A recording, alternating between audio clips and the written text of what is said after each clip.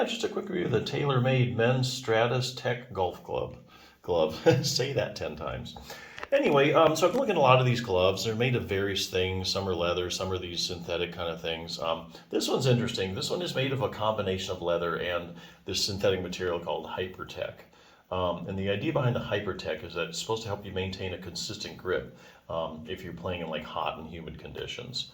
And it also, because of that, it also has this four-way stretch material with the combination of the leather and the Hypertech. So a lot of advantages of that. It's not just a solid leather glove, not just, a solid synthetic, it's kind of a combination of both.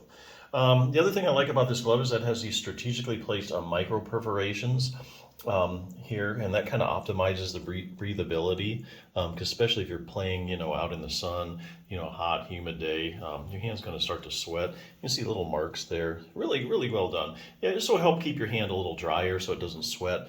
The problem is, your hand starts sweating and the glove picks up the sweat and starts to smell after a while. About washing it and that kind of stuff. So best to start out with a highly breathable fabric first. The other thing, probably the biggest thing I really like about this is that it's machine washable.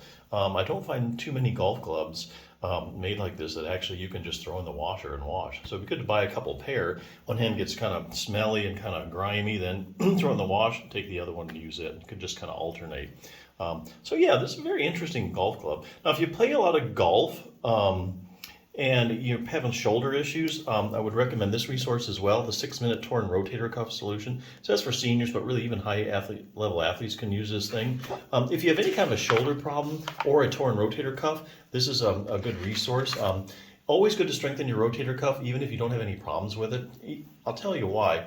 The shoulder is a very shallow ball and socket joint, and it depends heavily on the muscles to keep everything in place. Now that's unlike your hip, which is a deep ball and socket joint. And just its bony architecture keeps it in place. Shoulder isn't like that. It's the shoulders, ball and sockets. It's all about the muscles holding it in place.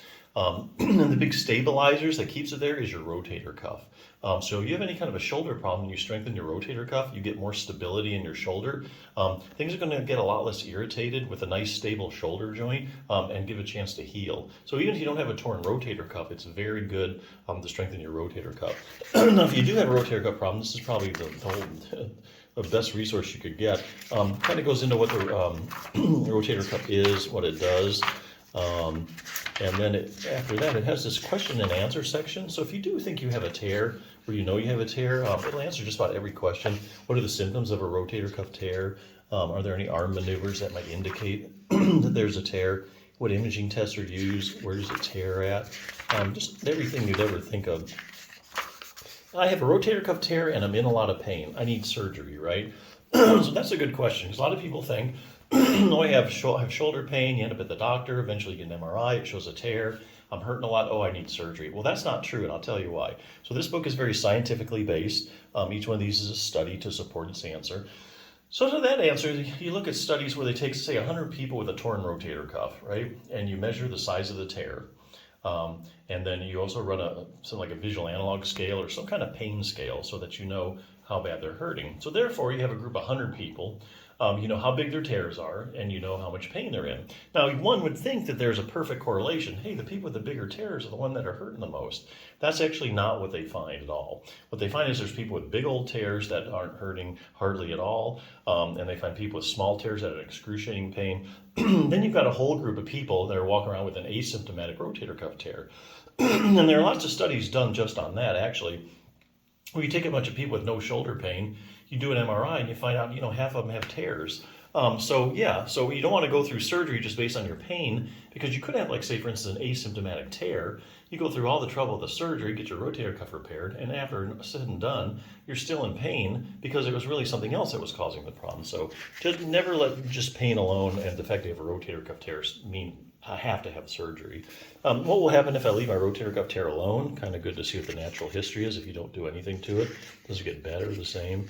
Here's the other good question. How does exercise compare to surgery when it comes to treating my torn rotator cuff? Okay, so the only way you can scientifically answer that is by doing a randomized controlled trial. That's the highest form of proof in medicine that a treatment's actually effective. So what you do is you take, say, 100 people with a torn rotator cuff, 50 you randomly assign to surgery, the other 50 you randomly assign to a good exercise program. Then you follow them over time. You follow them for 1 year, 2 years, and you see who did better like at 2 years. People that had a rotator cuff repair or the people that did a good exercise program. So this book has actually compiled all the randomized controlled trials comparing exercise and surgery. And basically, make a long story short, you end up at the same place over time. So something to think about. Anyway, they have an exercise program. It's 3 different levels. So if you can hardly move your arm, you could do the first one, first level. But if you have a pretty high functioning shoulder, let's say you want to just prevent a rotator cuff problem, get your shoulder in shape, you could start with the advanced one. So lots of stuff you can do for your shoulder if you're a golfer. A lot of golfers run into shoulder problems. This is no joke. Anyway, you're looking at gloves. I really like this glove. I really like the fact that it's machine washable. So yeah, good glove. Check it out.